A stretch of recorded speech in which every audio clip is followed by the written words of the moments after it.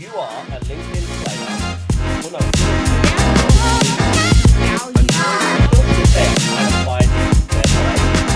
what kind of pain did that create for you and your business? Guys, Monday morning, it's already past 9 o'clock and we are getting right into it. A lot of things happening in the market. The audience wants to know what is happening at Mega. We've been quiet for 3 weeks. It's only because we've been at a few events and we've been doing a lot of things in the background. So Martin, I'm going to get right into it. How are you doing on this Monday morning? I am lovable this morning, and because it's good weather behind you in UK, and I'm coming over to UK in a few days also, and summer is here. We are here. Monday is back. Let's get right into. You got some interesting questions because we've been away, and then inbox was floating, and let's dive into it. People want to know what the hell is going on behind. They want to know. Doors. So Martin, we released a lot of content. We've been talking about our events and everything. People are hearing what the market is looking to hear, and that's how we are addressing this vulnerability initiative, how we are staying close to the priority service register. But behind that, a lot of people are asking too, what's happening with the actual product itself? The product itself is where we have a little bit of an issue. So what do we want to tell people about our voice AI agents in terms of the core focus? I think one of the words that we heard was pillars. What are the pillars? What are the 3 pillars that really set Mega apart from everybody else? If you ask me what are the 3 pillars in a successful call center operation, when I had my call centers, there were 3 pillars that you need to have under control to have a successful campaign that would run for years. And especially because I worked no cure, no pay in 12 years for my big clients, for my call centers, you needed to have control over these 3 pillars. So Nils, our onboarding manager, is often saying we have 3 C's: conversion rates, connection rate, customer satisfaction. Really good 3 pillars. That is the foundation and for Mega. So how do you prepare a call center campaign? How do you profile your customers based on data? How do you make sure that which type of agents, which type of activities will be counting for these customers that you are now calling? So prepare the list you are going to call, analyze it, understand precisely what needs to happen, which agent, which message, and which call flow is needed to be taken into action here. So that's the first part, what you are doing. When you have that ready, first pillar, second pillar, when you have that information ready, you will train a lot of skilled AI agents for that precise purpose. Some will have, as you said, be trained in spotting vulnerable clients, or when an AI agent are talking with a client, spotting vulnerable signals, sending it down a different direction. Some need to be very skilled in talking to people over 60 because you have a different narrative of how you talk. You know that that's the same in humans. Some, if there's an 18-year-old that owes some money, some, again, another type of dialogue. So set your agents up, the skill set. They are specially trained for everything in collection, our agents. So they have that based on who they need to call. So that's the second pillar. The third pillar, what is the problem we are going in to help with, or why are we optimizing our clients' company? They are a call center operation. That's also Mega's foundation. Our background is in call centers. So, you know, Morten and our team, John and our whole team, they have been building dialer softwares for 2 decades. And that is, of course, art and science in itself. How do you build the most strong call center platform, inbound, outbound, that leads to flexibility, that leads to reaching high connection rate? And you know that because I know you have been working with so many dialers.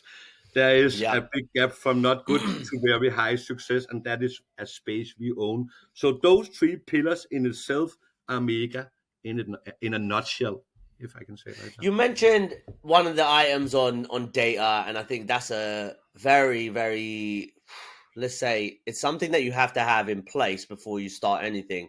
One thing that we quickly found out when I was running my agency many years ago was we took on a software, like you spoke about, Connected Cell. We used Just Call, we used Phone Ready Leads, we used pretty much everybody that we could find because we needed to know Frontspin, the best products on the market. And to go fast, you can go fast if you have quality data, but you can go very fast in the wrong direction if you have bad data. And that was one of the criteria of running our test pilots with a Connect and Sell. This is not a promotion for Connect and Sell, but this is one of the promotions that they do is, yes, do you want to go into this pilot with us? Yes. Okay. Come to us with 500 exact ICPs, ideal customer profiles, for those that don't know. And within those ICPs, you have to have the right numbers. Get mobiles, don't get direct dials. They specifically give you that criteria. And then when you go into the system and you push go, you then plow through five. And the benefit of having good data is more conversations, more pickups, more conversions. The entire top line of that like data set really increases. So for companies, let's say debt collection companies that may have skewed or let's say a little bit of outdated data, and that is a key kind of component of operating at speed. What do we do with them? How can we explain to those companies how we can support them? First of all, I think there's when you see both our customers, and some of them are actually very high up in understanding how to run a call center already. So having good data and understanding, so in general, they are good at the basic thing themselves, washing the data, enriching with telephone numbers, like the baby steps to run an operation. I think our segment has that more or less under control. Some of our big enterprise don't have that under control, and then we can support them and say, go wash your data here. So that's one thing. But another thing is actually, and that's maybe why I see a lot more, is how do you analyze and I see more data coming in is a lot of the same types of agents. They are not necessarily specially trained for different kind of customer segment. That's where, and of course, it's also very difficult assignments to do. Which kind of data points that you know about the client lead to what type of conversations. We know it, but I think I remember when I was running my call center with human, that was something. It took a lot of time to analyze. If you call Shane to this type of customer with your narrative of how you are as a person, would you convert better than with I does it? There's a huge difference in, of course, who is calling and what tonality and what personality and etc. And that is something a lot of our clients don't have the golden recipe for now, both because it's difficult, also because I think that's what also take a lot of knowledge, etc., to do those things. So that is where we come in and can uplift that, and we also have a lot of flexibility, because maybe it's fine that you know that these type of customers should be called by this type of human profile, but if you cannot recruit enough of that human profile, that's not happening.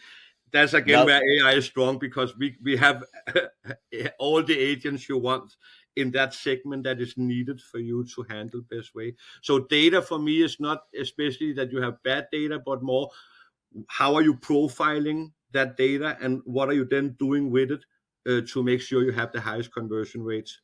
And that leads a lot of down into, again, what kind of agents, what kind of messaging are you actually giving them? Should you send an SMS before or after? And with what wording should you do that? All those small triggers make a huge difference if you have a lot of knowledge on your data. All right. So in terms of call center operation, I think that is one of the, again, a key component of running a successful call center operation. And one of our themes is building the future of call center, collections call centers. They all operate in the same way. It doesn't matter if they're in the Philippines, the UK, Manchester, whatever the case may be.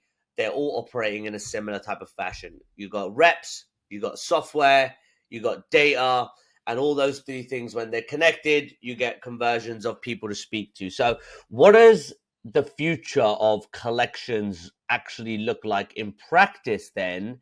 When, let's say you have the three, where do you inject that agent for you? Let's say pillar one is people, pillar two is software, pillar three is data. Where do you place the agent in those three kind of chains of operation? But again, the AI agent will, of course, because it's an ecosystem we are building up, where what is it you're feeding your agents with?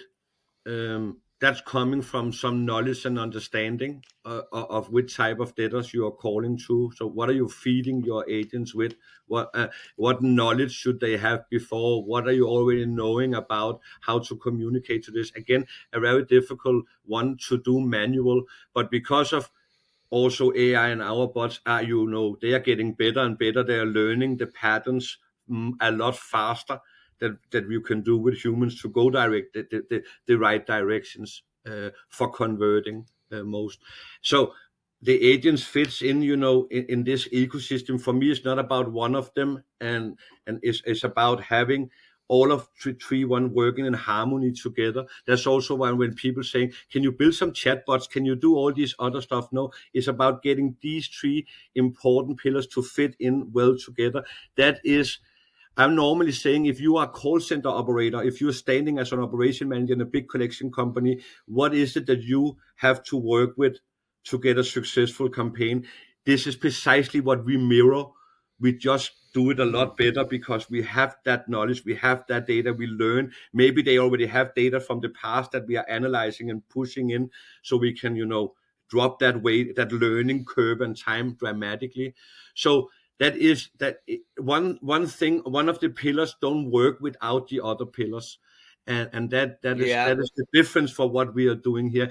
You can always just put some voice bot in on your existing data set and let it go, but then you are missing the profiling. You are missing that understanding of who should I call with what message. And every operation manager, they know that is the key to success. So that's why you cannot choose one or the other. They need to be together. That's also why we only do collection, because that task in itself are super difficult. Imagine you should do it for all kinds of industries. You would never be super tailored and really good at it.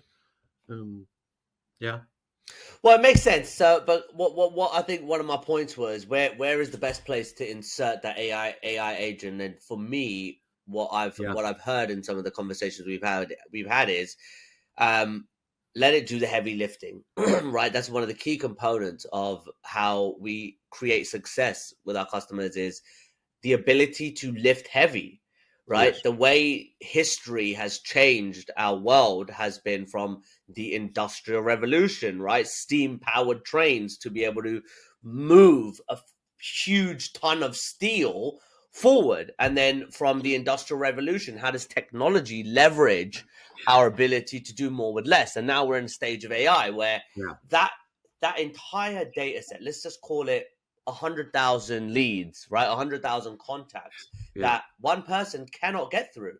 It doesn't matter how much calling technology you have. One person cannot get, 10 people cannot get through that, right? I'd argue 100 people couldn't get through it, right? 100 people couldn't get through it. But if I'm smart and I'm a CEO and I want to say, how do I do some heavy lifting right now? I've got the entire market that doesn't know how to use AI. They're looking at it. They're still learning. How can I be a CEO and get ahead? And if I'm a CEO and I want to get ahead and I'm speaking to Shane or Martin, I'm going to tell them, hey, look, get a heavy lift for a massive reduction on cost for 100 people. Do you know what I mean? You can get You could see the example that we shared, one of our clients, Derek, shared the other day on a big event where they had a need to call 5,000 clients, and they had the need to do that. We are behind. We need to do it in a day. How would you do that in a day with a human staff? And as Derek said, Mega did it in 7 minutes. And they talked to hundreds of people in 7 minutes, and we got 5,000 call processed. 53% of those were helped and engaged with by Mega. That cannot happen. So that's also when you have a workforce, again, as you said, that availability, or your data will tell you that you should be calling all these data you have, all these clients you have, when you get them in. So you get them in, they owe money. 2 days after they get a dunning letter, you should be calling them to have the best conversion rate. Then you should not be calling them over the next 30 days. You should be calling them over the next 10 hours. To have that. Now you have that availability to do that. So you can massively do that hard chunk of work. As we also talked about, imagine in inbound lines where we measured the other day, it takes 1.5 to 2 minutes to verify a client, the ID and V check. Who are you? You're saying Yes, Mahi, you're yes, giving yes, yes, yes. Yeah, yeah, 1.5 minutes to 2 minutes for every agent conversation. It makes no sense not to take those first 1.5, 2 minutes with an AI agent where people are calling in. Let me take your information, then I will There you pass go. over to a human. But Yep. imagine one of my clients have 6,000 inbound calls a day. So that is 12,000 minutes a day you can remove from your human agents that is now automated. We don't need to do the calculation or the math in that one. Then you take the next step and ask, hey, you're calling in to solve your debt. You want to talk to a human or you want to talk to me as a bot? Imagine then 20, 30, 40, 50% of all customers say, let me just talk to the bot. So return of investment, we don't need to speak more, is there. But There you that go. will only work if your bots will do the same work or better or more skilled or the same as your human reps are doing. And that is precisely the core of Mega. We need to, copy getting better and better by learning by the humans that we are working alongside and be just as skilled as they are. And they are recruited in to do, collection calls. So they are not recruited to do sales calls. Why we are then working in that small segment with our bots. So I want to ruffle a few feathers. And that Ooh. ruffling of a few feathers comes from a podcast I was listening to the other day. Peter watches it too. It's called 20 VC with Harry Stebbings. And he had one of the managing partners or the general partners of Plural VC on the podcast. And I think I'm pretty sure that was the episode. But one thing he said is, let's be real. AI is coming for your jobs and AI is going to be taking your jobs. Every company, which is one of our things too, that we say, which is we want to humanize it. We want to make it work with humans. But I'm kind of leaning towards what he's saying that, and I'm not against it, but it is the truth because it allows people to do, and where I'm going with this is it allows people to do better jobs, more interesting jobs. It takes away those garbage jobs that nobody wants to do. You cannot possibly say to anybody on this playing field in the UK, hey, Shane, today you're going to call 50 accounts and you're going to be cold. They're all cold. None of them know who you are. Yeah. I cannot wait to go get cursed at all day, right? I cannot wait. But if you get AI, you can do that. So that does take away that job. So what's your opinion still now, 8 months into it, where AI, is it taking jobs or is it not taking jobs? When we started Mega, my narrative was that it was not taking jobs. It was supporting humans and it was elevating them. It's a nice way to say it, right? Yeah, but that was how I felt, I think, in the beginning. And you're right, it's 8 months ago. And if you see this space compared to any other space, wow, we don't even understand that 2 weeks ago, our Anders Öland said, hey, it's about to spot emotions soon. It's about, so the speed of it. So yeah, today, when you ask me today, will they take jobs? Yes, they will. Will they replace humans? Yes, they will. Will they remove thousands of jobs in the call center space, especially, and I think especially starting abroad, where we used to have cheap labor sitting. Will it take those jobs? Exactly. Yes, it will. Because why? It's not a especially good experience anyway, and it doesn't make sense. And you are right. It is a job. That's why the whole problem. That's why it also have a need to come in here. There is a reason that these jobs, call center jobs, customer service jobs, sales reps sitting there, there is a reason that there is a churn of 6 to 8 months of them. It's because it is precisely what you said. It is a job you have in a very short period. You're a student, you are doing something midterm after work to spot up your money. You are not specially motivated for it. You do it because of the money. I don't know a lot of people who say in the morning, this is my career for the next 20 years. No, but I don't see a lot of it. Yeah, I see them in collection, in business to business, in more complex collection situations. That's where they belong. And you also need your collection staff that you have been having there. The one that you need to keep are the one who want to make a career out of it because they talk with the complex clients, with the big negotiations, with, big amount of money that is owned. That's where you still need your humans. But in these types of jobs, yes. But I'll give you all right. So I'll give you an example, and even on the B2B side, let's talk about this too because I think this is quite interesting. So the jobs of a contact center rep, low pay, and this is just factual information. So please, nobody quote me on this and say, "Oh, he speaks bad about this." No, it's not the case. They're usually lower paid reps, contact center reps that are on the phone, and they have these horrible jobs, right? That they have to call and. Look, ask people for things that they have no place really other than the business transaction to ask. But then you have on the flip side, you got the businesses that call other businesses to chase up payments. And I'll be honest with you, sometimes I don't like, I'm a business owner. I don't like getting people calling me. And it's when it's like, it's a fake kind of niceness. Hi, Shane, how are you? Oh my God. I was going through my system and your name popped up. And when your name popped up, it said, you owe balance. I really know you're busy. I just wanted to see when you're going to make that payment. There's still an element of it that I'm like, you know what, just get to the point, right? Yes. And even on that side, does removing that person at the front line, does it remove the feeling I've just had, right? That I'm explaining. I don't want to get a call from Karen about my outstanding bill. Do I want to get it from a notification, ping, hey, Shane, you owe this? Do you want to click here and make the payment? Or an agent quickly pinging you and doing it before Karen calls me? I think actually the only place where it comes down to why you should not let an AI do those things in some situation is actually to look at it as the customer you have. What kind of relationship do you have with them? I would say it's actually pre-collection where humans are good still before you are even going into a collection process with somebody. If you have a reputation thing, you want to connect still with your client, a big client of yours that owes some money and you don't want to go out. So there is a need for human communication just to nurture a relationship because but you are right.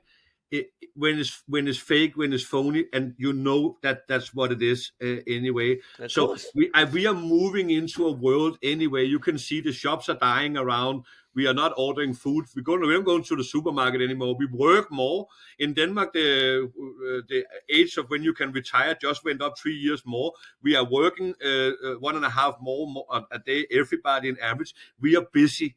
Everybody are more and more busy. Maybe that's not a good thing. Maybe you should live in Himalaya and have a good life when it's but this is how the world is working right now. So we are getting more busy. So also we want to be served easily. We don't need all those things. So I think you are completely spot on. It won't make a difference. And if you are in a situation where you don't want to pay or anything, it doesn't matter if it's a human, it's an AI calling. Then there is some legal processes that need to take into place. But all those, can you pay negotiation, etc. Why should there be in the long run? Just get it done. People just want to get it done. I just want to quick. I want a quick fix. We are in what is it? The age of speed. Yes. You've got like information finding. Nobody has an attention span more than 7 seconds. It's just your finger doing this. It's absolutely insane what kind of speed people want to achieve to get further in life.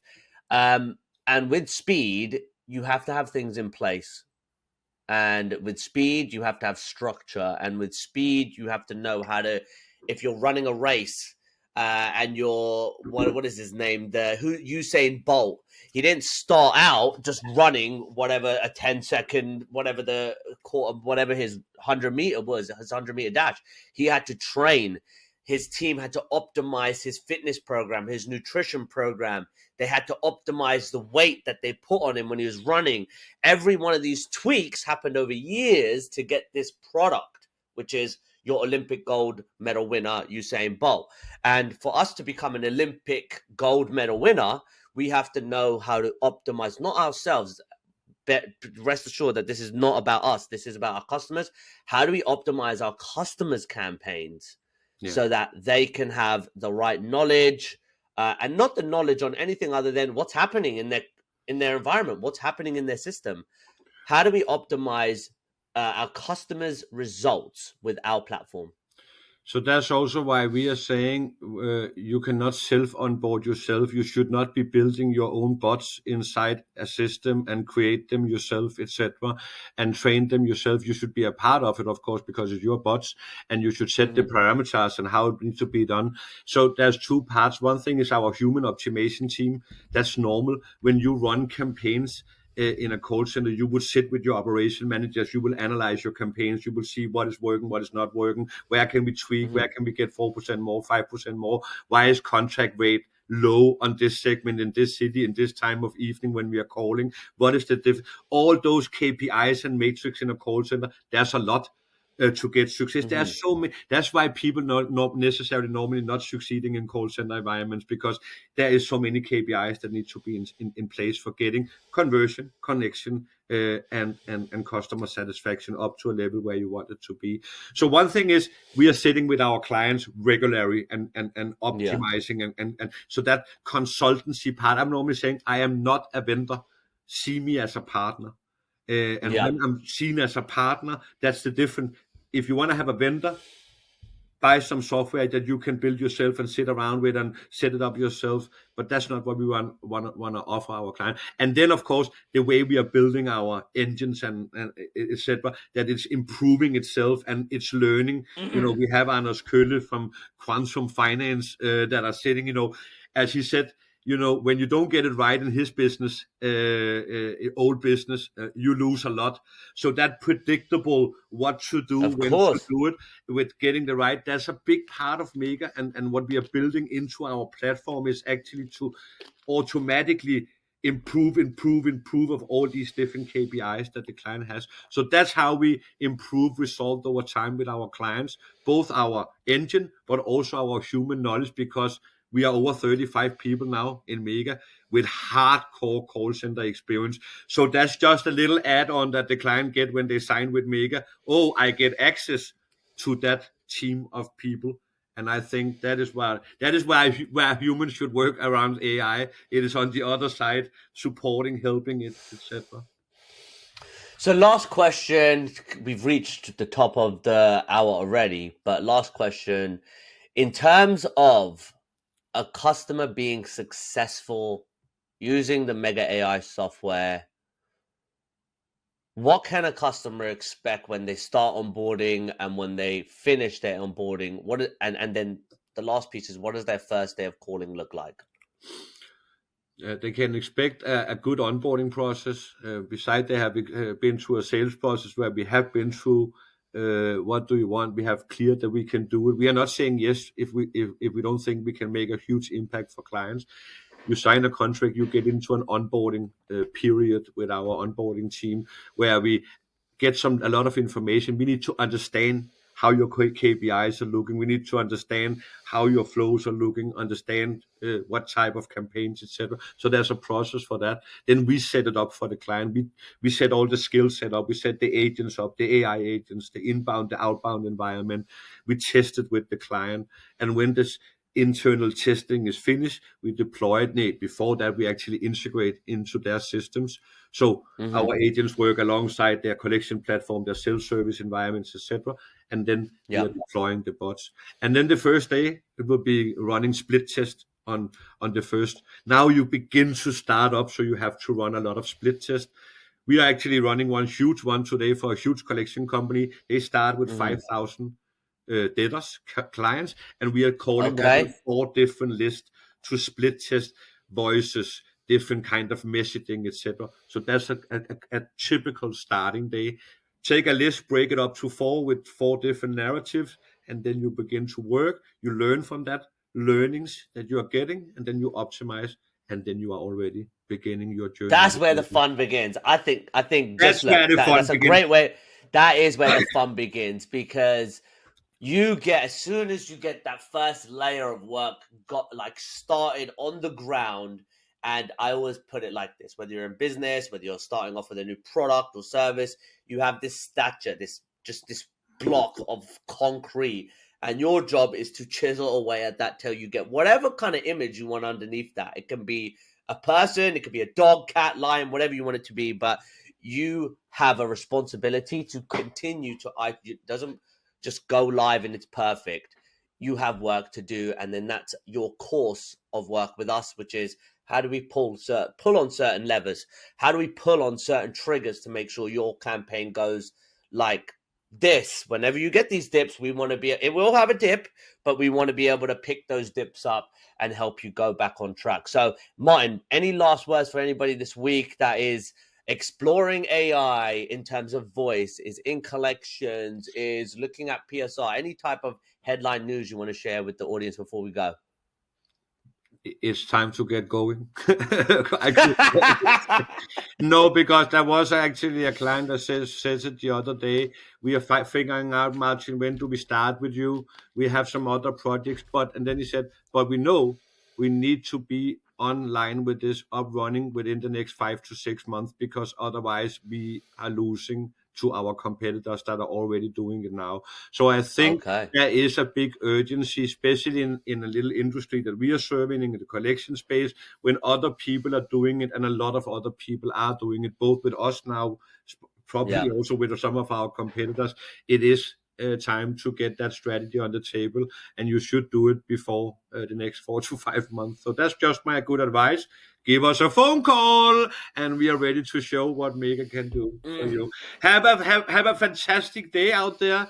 A good day in UK, a good day in Copenhagen. I will see you in a couple of days in the good weather in the UK market. Enjoy the day, everyone. Adios, guys. That's it for Monday. Adios.